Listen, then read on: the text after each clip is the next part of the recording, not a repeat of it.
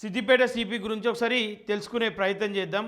ఎందుకు ఆయన గురించి మాట్లాడుతూ ఉన్నా అని చెప్పేసి అంటే, తెలంగాణ రాష్ట్ర వ్యాప్తంగా కూడా సిద్దిపేట వైపు ఒక ప్రత్యేక చొరవ చూపిస్తూ ఉంటారు. ఎందుకు అని చెప్పేసి అంటే, ఈ రాష్ట్రానికి ముఖ్యమంత్రిగా ఉన్నటువంటి కేసీఆర్ కావచ్చు, ఈ రాష్ట్రానికి మంత్రిగా ఉన్నటువంటి కేటీఆర్ కావచ్చు, అలాగే ఈ రాష్ట్రంలో మాజీ మంత్రిగా వీళ్ళందరూ కూడా మాజీ మంత్రి ముఖ్యమంత్రి కావచ్చు, ఇక వీళ్ళందరిది కూడా అదే ప్రాంతం.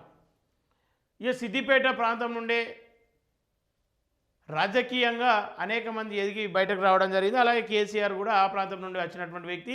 ఇక సిద్దిపేట పైన ప్రత్యేక దృష్టి ఉంటుంది, ఎందుకంటే హరీష్ రావు ఉంటాడు అక్కడ. గత కొంతకాలం కూడా హరీష్ రావు గారే ఎమ్మెల్యేగా గెలుస్తూ ఉన్నారు. సో సిద్దిపేట పైన ప్రత్యేక చొరవ ఉంటుంది. ఏ అధికారులు, ఏ అధికారి కావాలన్నా, ఏ నాయకుడు కావాలన్నా ఇక వీళ్ళకి ఇష్టం వచ్చినటువంటి వాళ్ళనే తీసుకొచ్చుకునే ప్రయత్నం చేస్తూ ఉంటారు.